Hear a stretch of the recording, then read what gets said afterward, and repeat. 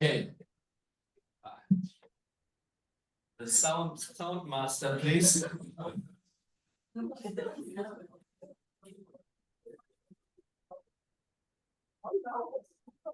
This one has not been.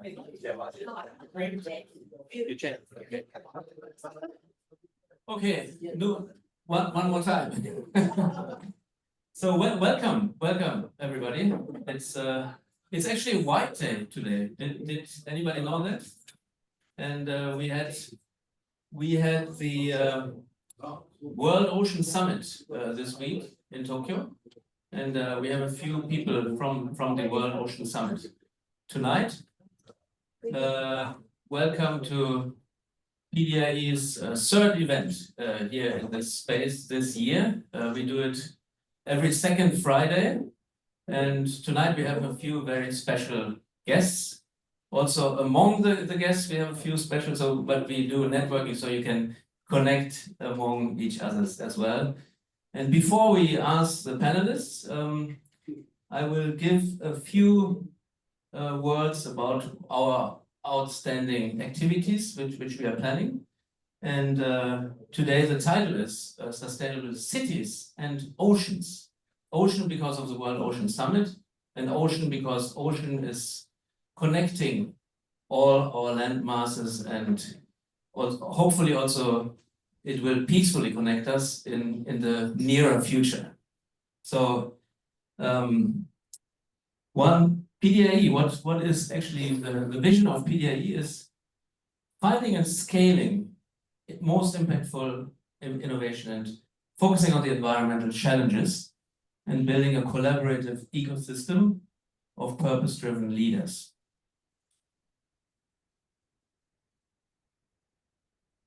Here are a few of the activities which we are involved in. This year, we do the Climate Launchpad again, which is an early stage pre-seed incubation program funded by the EU, the European Union. We work with the Earthshot Prize, Prince William's Earthshot Prize, and we do these international conferences. We have been in Davos this January, last year in New York. We do the Future of Climate Summit, and now we are thinking, can we still use the word climate in New York, or should we change that? I don't know. We have a few Americans here, so maybe we can discuss. And yeah, Sustainable City Summit is the one thing which we did with OIST. OIST is the most innovative graduate institute in Japan. It is a prestige project by the Japanese government with several Nobel laureates, and it's in Okinawa. So last year, around this time, we went to Okinawa with a bunch of people. It was very nice. Here Marco is here and Yuichi is here. Yuichi, my partner, is in the back. Yeah.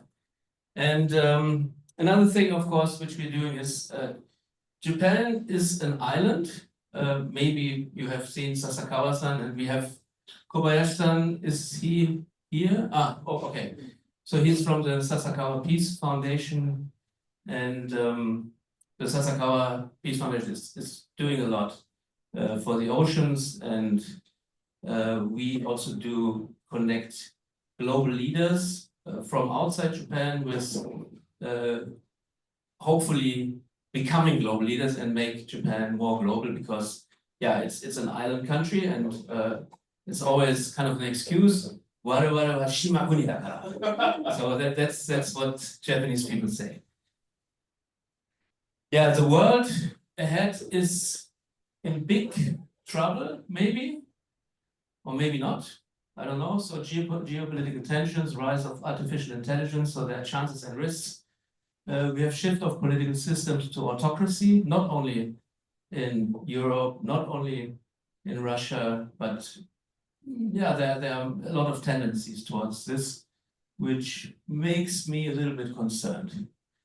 We have also the climate and biodiversity crisis. This is what we are basically focusing on. And we have depletion of resources. Where do we go in this VUCA world? So 3 divides: the social divide, the ecological divide, and the cultural spiritual divide. This is Maybe you have heard about the theory U by Otto Scharmer, and he's talking about these three divides. So I try to, this is actually made also by AI, living in a fragmented world. So which world do we want to see in the future? Do we want to go towards the ecological, green, healthy civilization, or do we want to create a dystopia? And purpose-driven innovation, of course, it's also about purpose. And we always have to start from ourselves and ask ourselves, who am I? What can I do? How can I contribute? And by doing so, we can find a direction and we can see what we can do. So how can we contribute and co-create a better tomorrow? Now it's a little bit about cities. Of course, most of you are aware of this. The cities are the main cause of the human activity on this planet. We are living in cities, we are emitting carbon emissions and other kind of emissions. We are polluting, we are putting a lot of waste in the world. Global waste production by cities, 2.01 billion tons. And air quality index is 9 of 10 people in mega cities have no access to fresh air. So we are actually quite lucky to be in Tokyo, especially in winter time, because we have these winds from the west, and we have actually quite good air here in Tokyo. And cities are made up by these socio-technical systems. And these socio-technical systems we have to improve so that for mobility, food systems, energy, waste, water, and air quality, we can find innovations which can improve each of these aspects, and then we can achieve a more thriving and a more circular economy in cities. And then a big topic here in Japan, and not only in Japan, but also last year we had Stephen Shaw. He did a documentary film actually, which is called Birth Schedule. So he's a data scientist. He visited 26 different countries. And so alarming is Japan, Korea, Germany as well. There's a very low fertility rate and the population is declining. I hear that the average age in Japan is 52 or something like this. But Japan has also longevity. So people are healthy, mostly healthy when they age. And you can see a lot of old people in Japan who are really healthy and happy. And I'm jogging every morning in the park, so I see all these people there. It's really great. But rural areas and cities, urban areas, so there has to be, something has to be done, and this is also one of the topics which we want to address. How to revitalize these rural areas and bring, for example, startup entrepreneurs there who work on some digital things, but at the same time they can contribute to agriculture, because there's a succession problem. This morning I had a meeting with a solar company, and agrivoltaic is now one topic where you have dual land use. You use it for solar, for energy generation, and you use it for agriculture as well.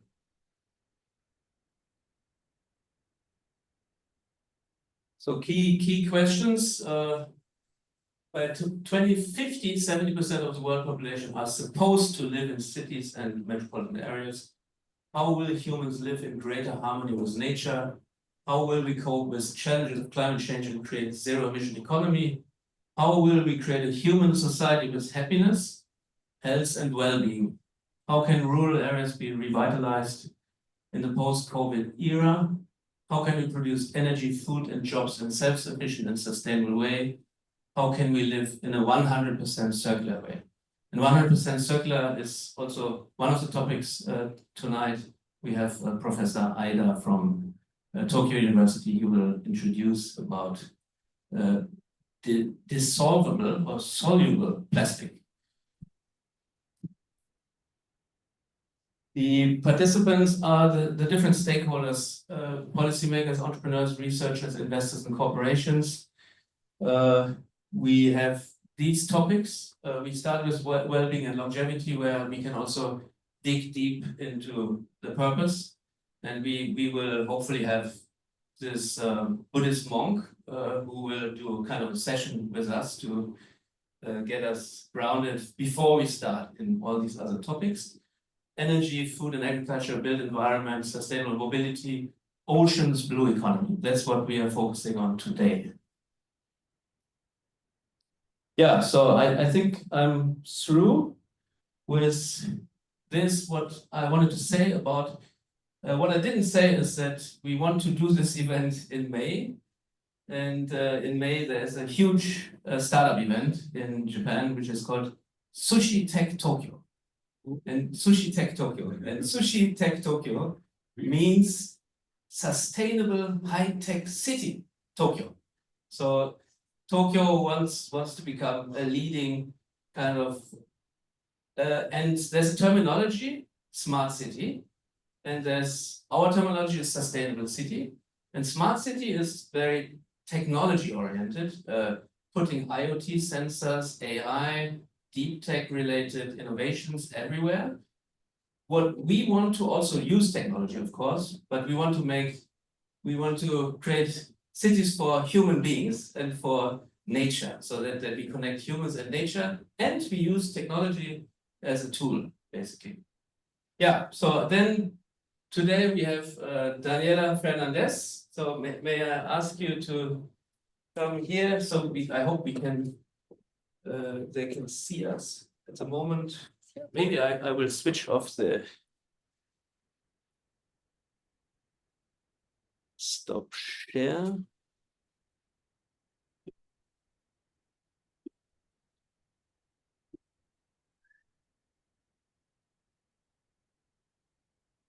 Okay, good.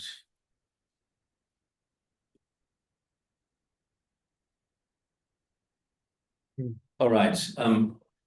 I think Yoshioka-san, yes, you have to leave quite early, right? So yeah. Maybe so. First of all, I introduce all the panelists, and you can also introduce yourself.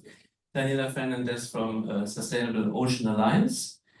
I called her a superstar in sustainability, and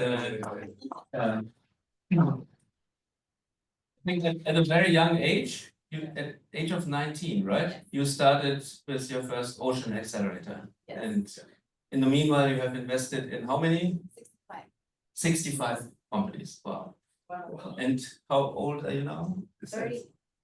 30. It's been 10 years now. Okay. Oh, okay, great. Very good. So that's a fantastic example of kind of a global leader. Like we want. Leadership is something you have to take responsibility and do things which change the game, basically. That's what we are looking for. Yeah, so Yoshioka-san, can you... here, okay. Yes.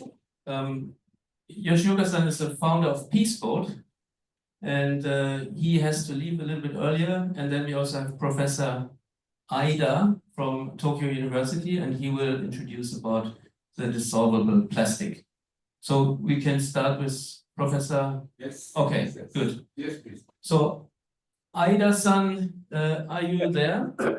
Yes, I'm here. Great. Maybe can you switch on the volume a little bit more?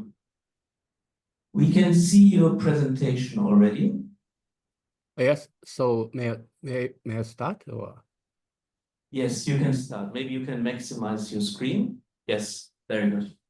Okay. Thank you very much, Christian, for the invitation. So I'm going to talk about mechanically strong yet metabolizable supramolecular plastics. So needless to say, we suffer from the plastic waste. When we incinerate plastic waste, then we generate carbon dioxide, which causes global warming.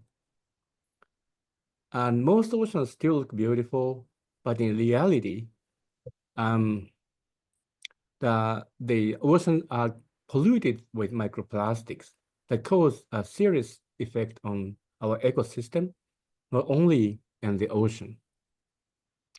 A recent sensational paper was reported in Nature Medicine, where the microplastics, when enter into a body, may go through the BBB blood-brain barrier to damage the brain. So this is a sensational paper, and you see so many downloads in only 1 month. So our strategy. Just wait a moment. This is, yes. Supramolecular polymers. So here you see a polymeric molecule that can be processed into plastics. Then it can be prepared by connecting small dots by chemical bonds. But here we utilize the reversible bonding. Like, you know, the post-it, then attach and detach reversibly, you can do that. Then like this, then monomers are connected to form this polymer with a reversible bonding. Then what is the advantage? Yeah, they are recyclable because of that easily detachment, but mechanically poor due to this reversibility. So the question is, can we lock this reversible process to make it temporarily irreversible? And the other question, then can we unlock this temporarily irreversible process to make it reversible again, hopefully by using seawater as a key? So this is the concept. Then what we made here is a supramolecular plastics. They are glassy, colorless, transparent, and non-flammable, and thermal behaviors analogous to conventional plastics,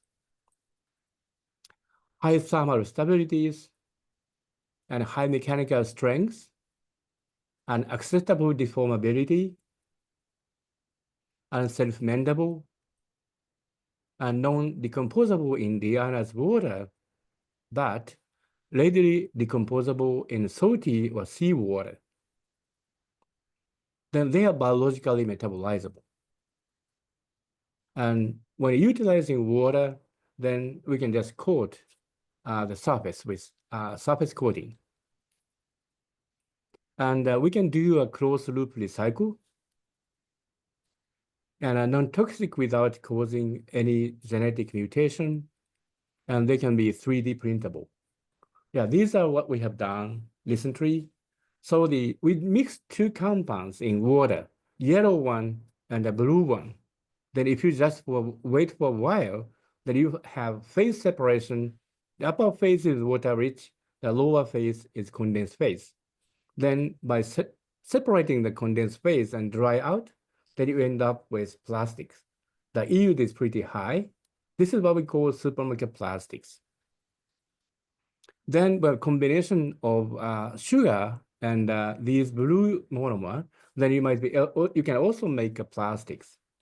Then we can have a very diverse nature of plastic materials. Yes, here you see hardness, Young's modulus.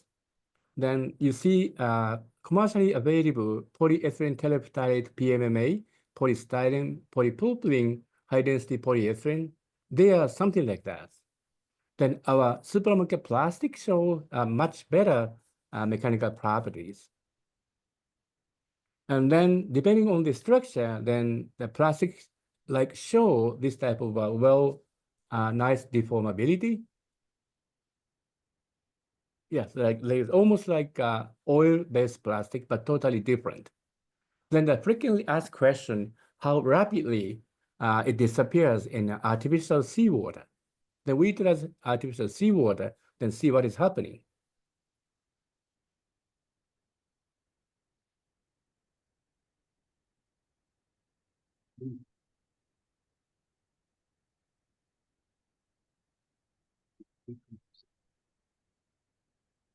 Yes, it's disappeared.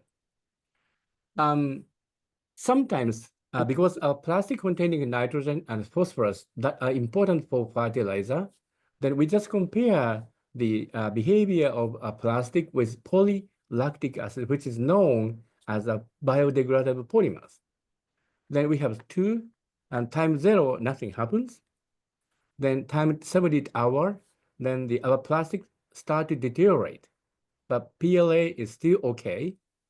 And then after 216 hours, then our plastic almost gone because of the degradation in the soil. But the PLA still is totally okay. So this is what we have developed. So the title of the paper is Mechanically Strong Yet Metabolizable Supramolecular Plastics. And then we realized this, we reported this in the last December or November. And then by an international team composed of Japanese, Chinese, and Dutch. And thank you very much just for the 5 minutes presentation. Thank you very much.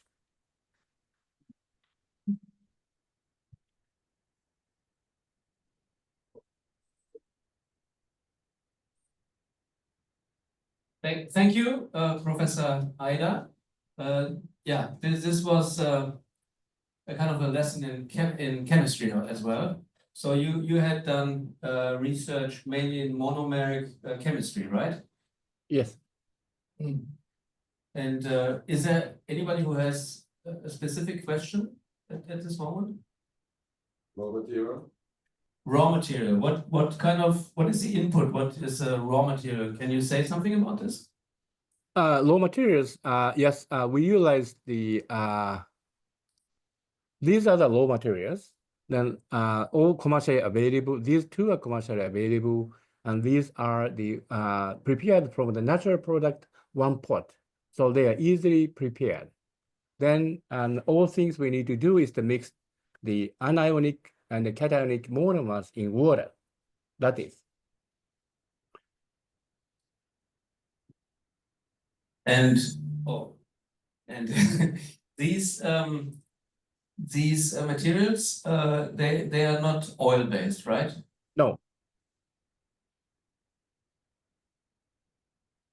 Chondroitin sulfate is a natural product. This one.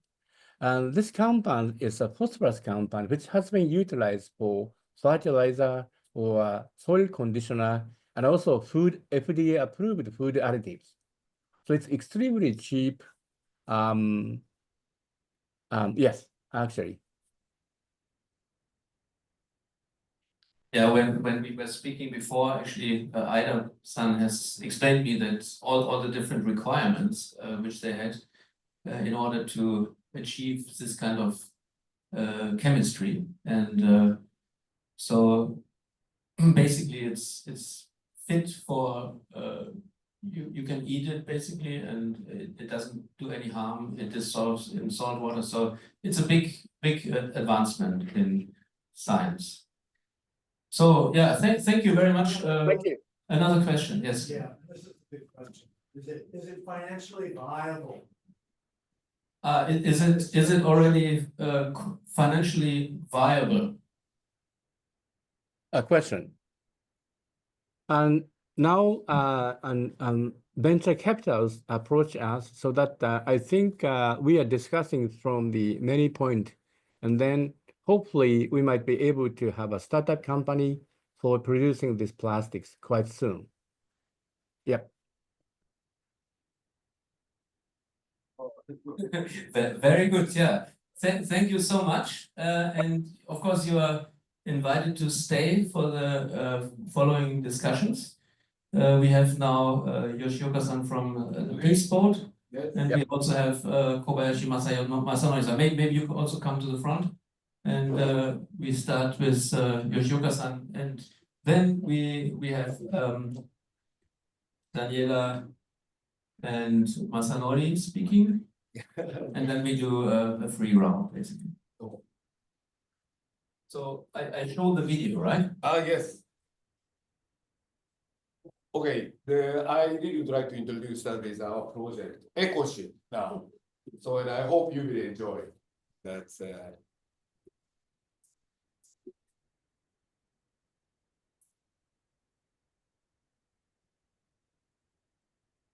This is nearly 10 years ago. We have started to implement this project.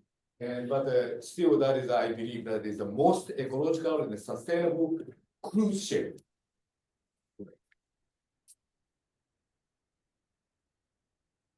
This is, of course, you can see that float solar panel. And this is 78,000 tons and 2,400 people's capacity. And the retractable solar cell is dual use by wind power and also solar.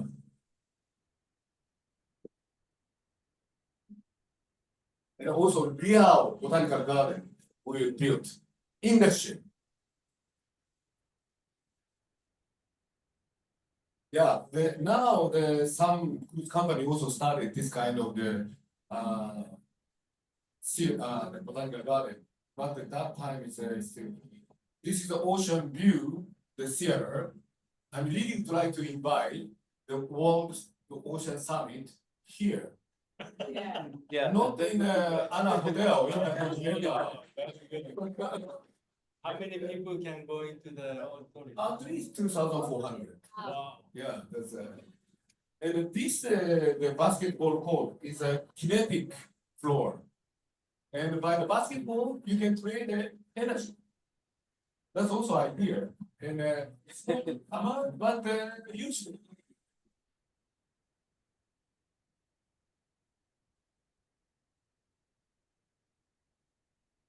So, and of course, the design is as much as possible that people passenger can feel ocean, or beauty of the ocean, or beauty of this planet.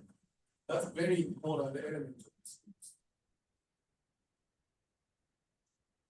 Do you like it? And within 5 years, we would like to build this one. And let me little bit explain about Peace Foundation. And I have started this organization 1983, 42 years ago. And now the 3 times world cruise we are organizing every year. And nearly 6,000 people are joining our cruise. So, and now, fortunately, the world cruise is quite popular. So for 2.5 years, it's completely free. Yeah, so, and it means something like now that this type of the cruise has a popularity. So, and this type of the cruise can make an opportunity that people can start to learn about how much sustainability is important or how much protection of the ocean is important. We are saving ocean. So that is one of the really important key factor, I believe. So, but unfortunately, shipbuilding society or cruise industry in the world is so conservative. So conservative. Can you imagine that even now, Royal Caribbean is a building of the huge passenger ship, cruise ship, and they built the ice skate rink in the ship and sailing in the Caribbean Ocean. What's that? That's a completely Ice skate. Yeah, and still now Disney cruise. Yeah, Disney cruise is a huge popularity in the industry.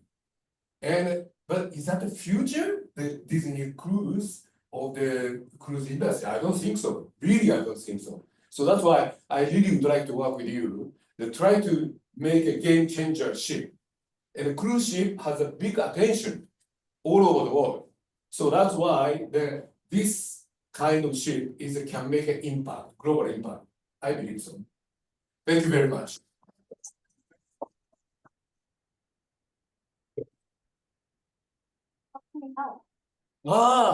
Many ways, but first of all, that is equity. Equity. Yeah, that's very important. But also technology. Yeah, and because now we are talking about the hydrogen. So, and main propulsion. Technology. All we need to do is find the equity. Yes. I think we might be. And yeah, so the ship, to build the ship, I heard from Yoshioka-san, cost $700 million. Yep. And there is, most of it would be like project finance. 70%, right? Senior loan. Senior loan finance, and 150 million should be in equity, basically.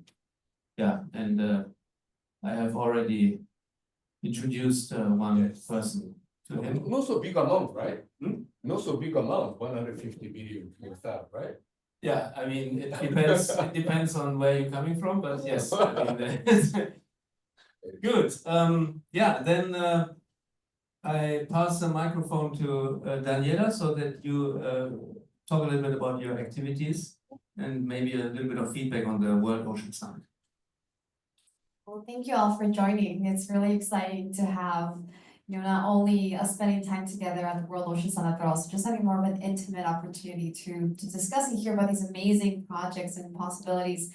My name is Daniela Fernandez. I'm the founder and CEO of Sustainable Ocean Alliance. As you might have heard earlier, I did start this when I was in college. I was 19, and I was invited to a meeting at the UN when I was sitting next to heads of state and the CEOs and scientists.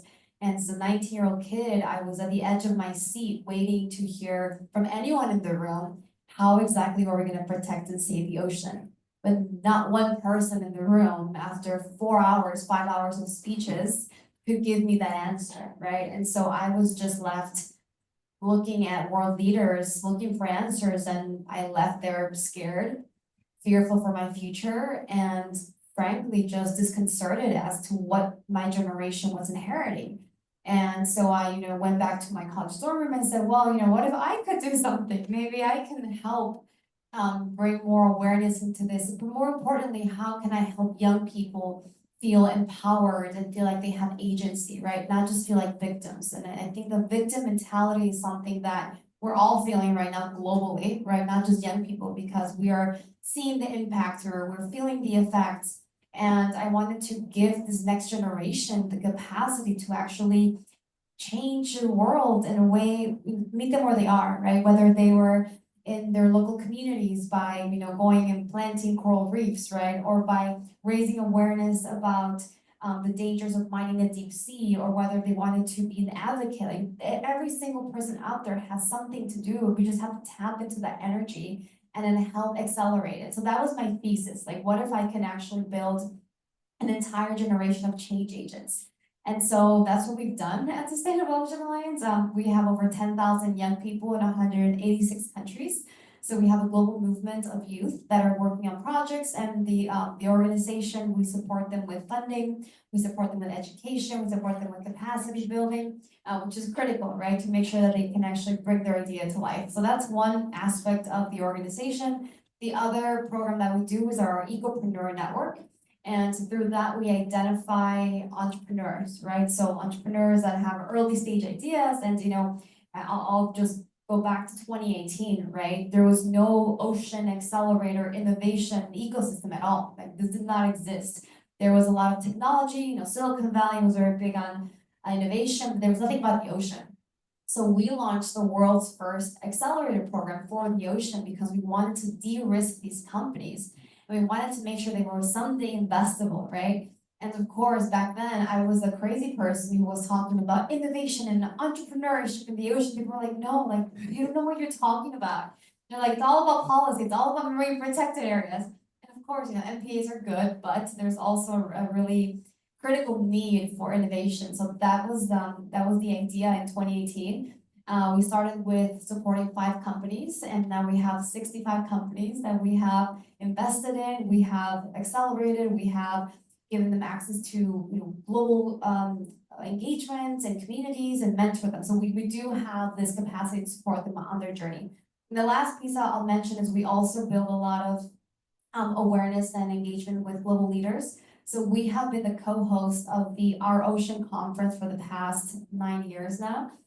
The Our Ocean Conference was founded by Secretary John Kerry because he wanted to bring world leaders together to make commitments for the ocean. And when I met with Secretary John Kerry, when I was a junior in college, I asked him, like, why are you missing the most important audience? And he's like, no, Daniela. He's like, I have the minister of this, I have the president of that. He's like, I have everyone. I'm like, no, you're missing young people.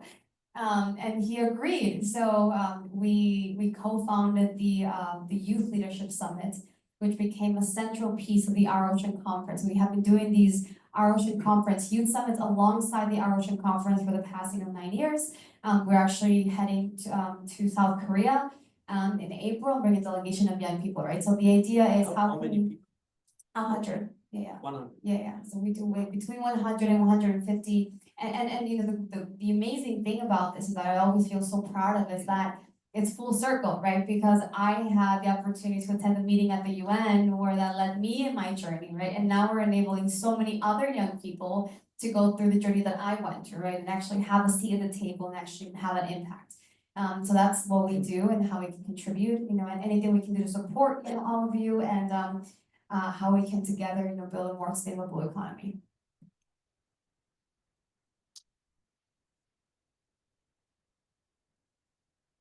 Two questions. In the beginning, when you started, was there anything or anybody who especially supported you? And then maybe if you can mention the 3 startups which you're most passionate about. Yes, absolutely. So, you know, I'm a big believer that it takes a village, right? I could not have done this by myself. You know, I was definitely the visionary and I was very determined and very stubborn, you know, because I wanted to make this happen. But you know, I built an advisory board early on. You know, I went to Georgetown University and I went to the vice president one day and I asked him to join the advisory board of my, you know, at the time it was a student club. And I went to a alum who was at the time, she was the ocean lead at National Geographic, and I asked her for her advice. Like I built a community of people that, you know, I was just meeting, and I think that's the power of mentorship, right? In that you have to find a way in, and you only do that by, first of all, asking for help and asking for support, because it's okay to say what you don't know. And I think being vulnerable is something that most people think that, oh, if you're an entrepreneur, you have to have all the answers. But I'm the first person to say, I have no idea what I'm doing. I have no idea how I'm going to accomplish that. But with your help, I might be able to make that happen, right? So definitely mentors, even in, you know, raising money to actually launch the nonprofit, right? Like I, you know, come from a very, you know, first generation family, go to college, you know, low income household, single mother. Like I didn't have any, you know, personal income to start this foundation. So I really depended on generosity of people that I was meeting. And I fundraised $77,000 from 11 people, you know, who gave me, you know, small check sizes, right? One of them was my professor at Georgetown, one person that I met at a conference, right? So it was, you know, it was like a very, you know, an approach of like having people really support you on your vision, right? So that's how I started. And then to answer your question of the 3 companies that we're most excited about. So one of them I will say is cruise foam. Now that we're talking spirit of, you know, materials that biodegrade. So cruise foam is a company that is replacing styrofoam as a product. So styrofoam is fossil fuel based, right? It never biodegrades, right? It always just lives on forever. And there's this company based out of California, and they're using chitin, which is found you know, from shrimp shells, right? And they're taking that and using an alternative, making an alternative foam.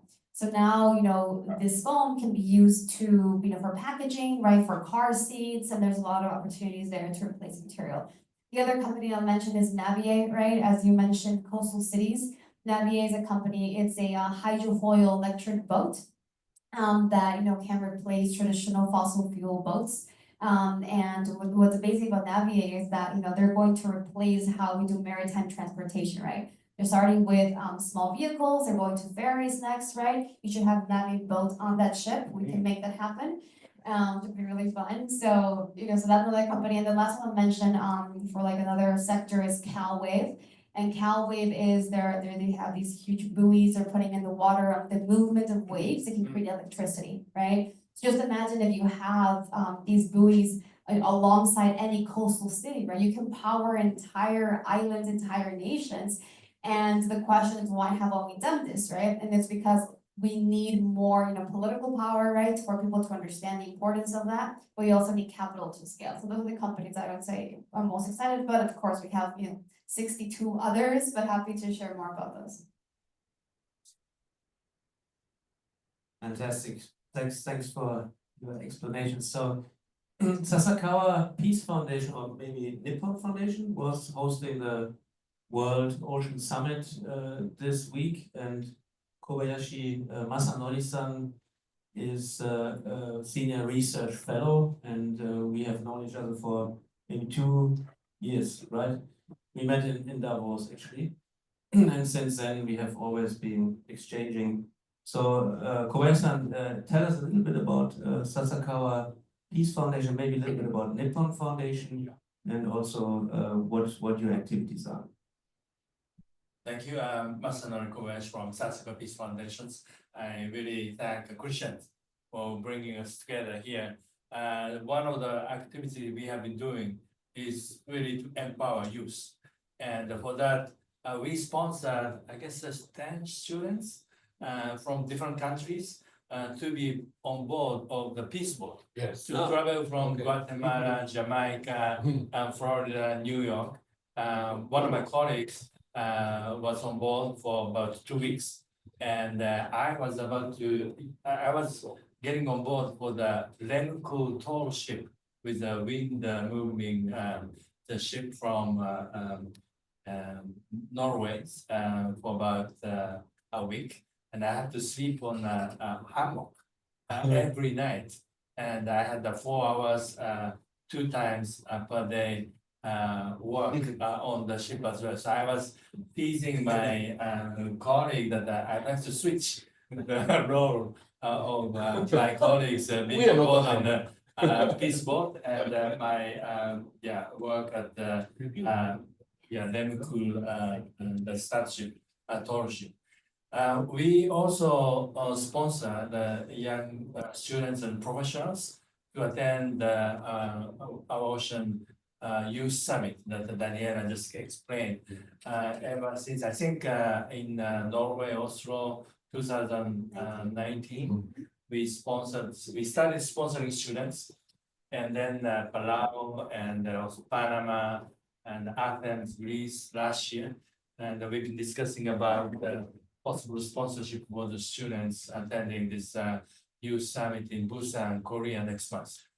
So we do selections. They have their own criteria. We also try to choose young people who have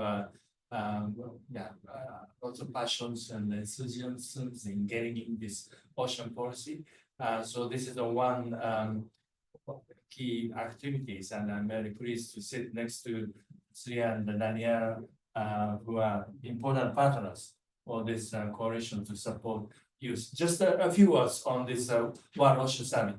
I think that having this conference in Japan also gave us opportunity to reflect the realities and challenges of the Asian countries.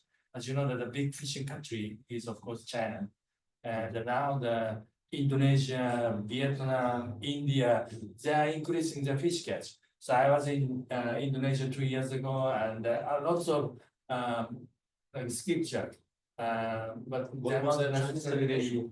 Was there a Chinese delegation also? I think, yeah, 1 or 2, it's small, but not that many. But in the city called Medan, fishermen are catching a lot of fish, but some of them are already rotten because it's very hot. They're not using ice. And I asked, don't you think that there may be a concern over the overfishing? And as I said, that as long as seawater is salty, there will be always fish. So, you know, the perceptions is slightly different from the way we interpret. And, you know, for instance, marine plastics that Professor Aida spoke. I was in the island called Ambon in Indonesia, and there are lots of plastic trash on the beach. And I asked, don't you think that it's better to collect and dispose plastic? And they said that, no, it goes away in 2 weeks. Because the waves comes and they take away. But you know, Masanori, it will come back in 6 months. And so the plastic waste goes away, but you know, after a few months, it comes back again. And they take it that it's a natural cycle of plastic waste coming in and out, and they're not really doing it. So Asia, lots of problems. But we are arguing that Asia should become a source of solutions for that kind of ocean challenges. And another issue is impact of climate change in the fishery sector. As you know, that the coral reef is bleaching, and a lot of aquatic animals are also disappearing. And in the Pacific, when seawater warms up, the tunas and skipjack swim away from the equatorial zone to northern part or eastern part, and there's a projection already that the country like Palau or Micronesia, they'll probably lose their fish in the EEZ in 20 years, 30 years. So this is already a projections, and some already experienced this. And in the town I live, and he lives close to my town called Hayama, seagrass is disappearing because seawater is warming up. And because of that, fish is disappearing, and also the abalones and the turtle shells are also disappearing.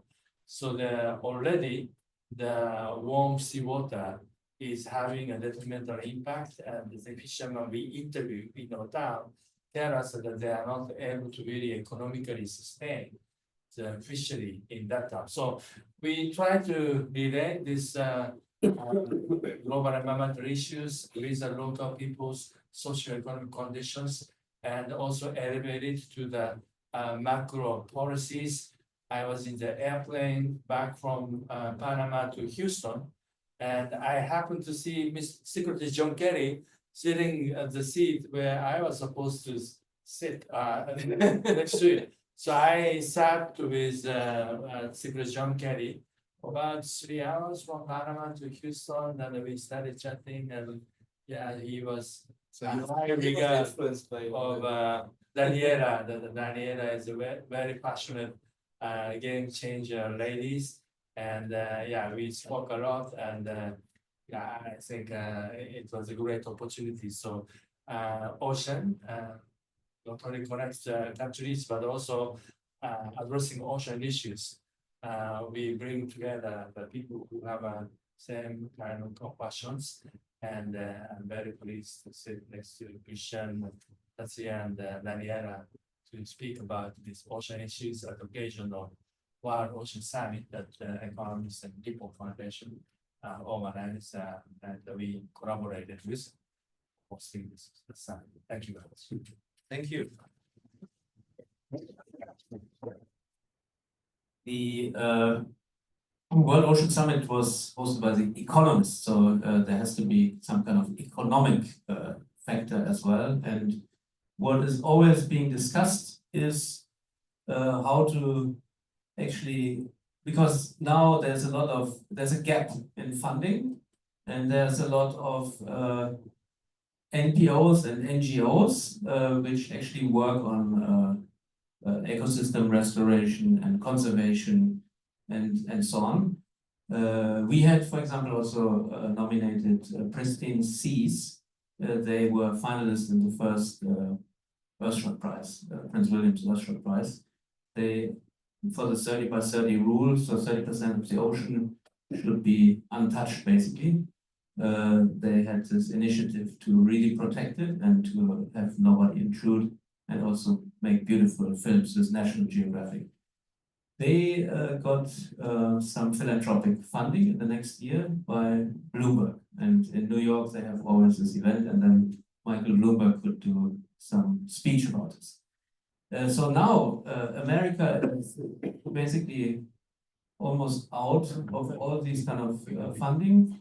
And then Günter Pauli, whom they call the Steve Jobs of sustainability, he made a remark on Tuesday, actually, in a pre-event.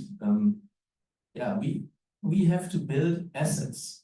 So I just want to ask all the three of you, just very briefly, if you can mention some examples of how ocean ecosystems could be transformed into financial or kind of investable assets.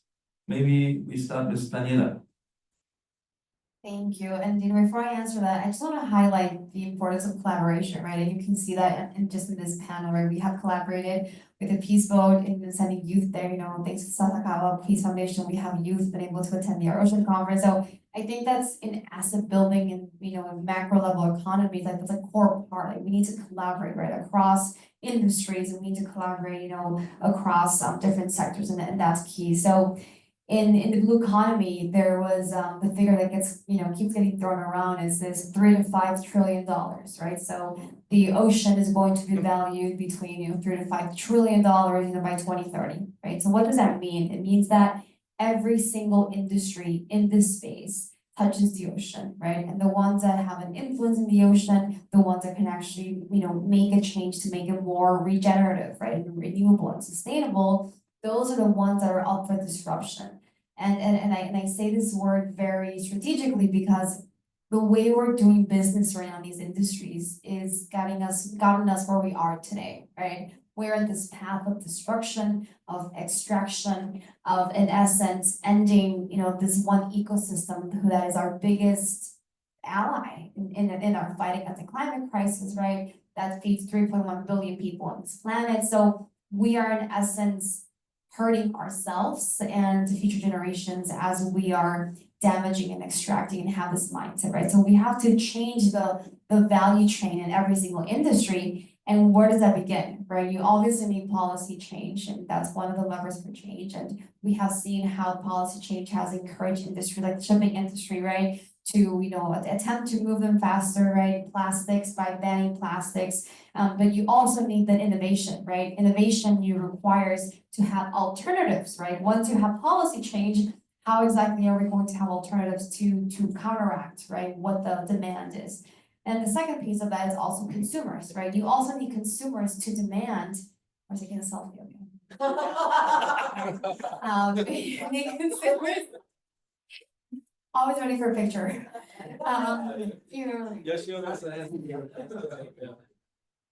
So you need consumers to demand these products, right? That's the other component, right? So it's really thinking through how do you have consumer demand, how you have innovation, and how do you also have policy change. And that's what is really, critical for us to consider as we're thinking about disrupting, every single one of these industries. And, you have heard examples of innovation in the space.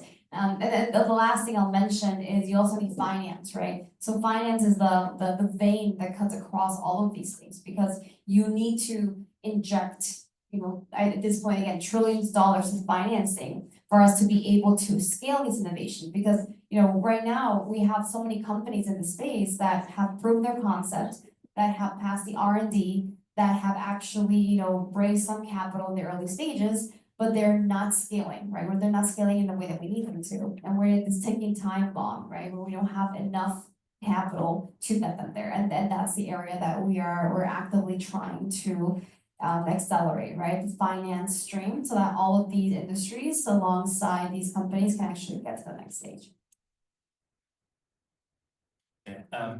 I've been also discussing about this nature positive activities in the ocean. One is that there's a company in Japan that produce it's called a shell nuts. They aggregate the discarded oyster shells and put it in the cubic square type structures and leave it on the seafloor. And that oyster shells function as an artificial reef for the fish and shellfish to lay eggs and spawns the eggs and become like a spawning ground for fish and shellfish. And that has been quite successful in the western part of Japan. And now that company started the pilot project in the west coast of Mexico, La Paz. And actually the old Nippon airline features the videos of the TV program in the airplane entertainment services. And it was quite fascinating. And the local fishermen, they see that there is a growing fish biomass. Of course, that has a kind of fish aggregation effect. But at the same time, it also creates a spawning ground and increase fish biomass around that areas. The interesting part is that the local fishermen make an agreement not to fish in that area to make sure that they will not overfish in that area. And they only take fish swimming out of that sanctuary. And that kind of social systems also need to be installed. Just one more example is coral reef breeding activities in Onnason, Okinawa, where Oyster is university in Okinawa, Okinawa University of Science and Technology is located. They breed this coral reef and then on the ground and then transplant in the sea.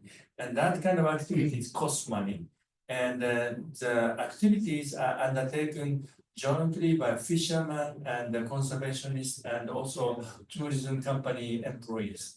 And fishermen produce a kind of seaweed called mozuku.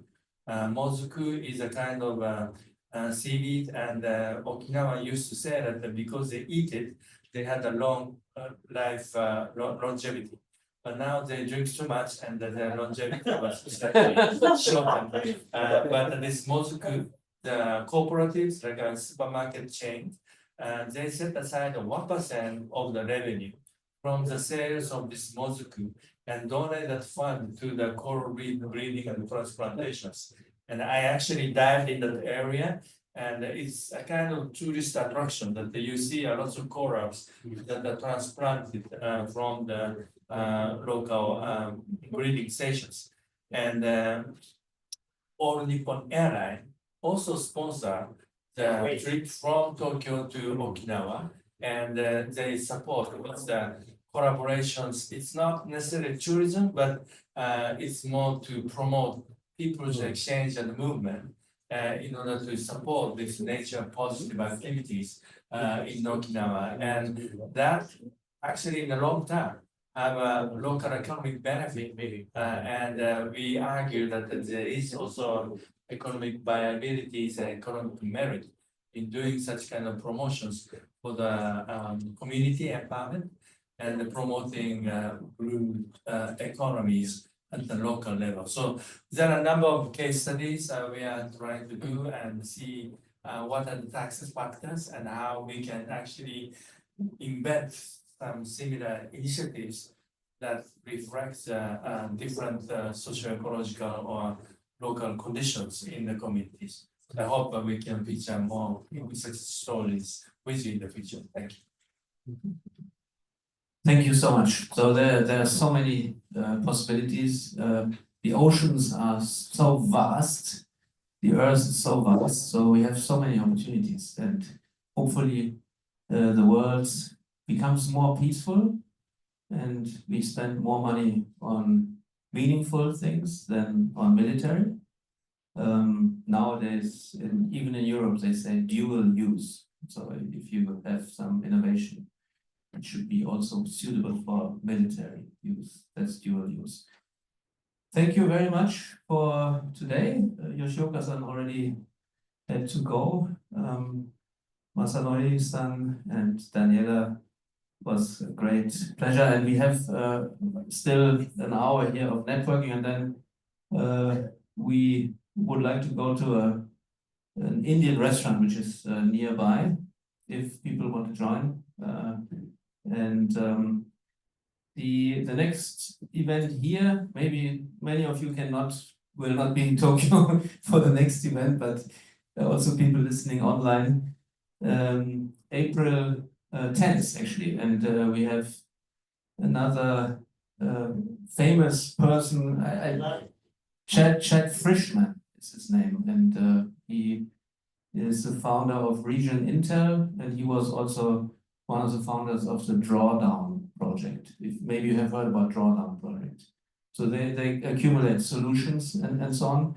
And we have again a focus on specific topic out of the Sustainable City Summit to lead up to our Sustainable City Summit. So thank you very much, and I hope you enjoyed the discussion.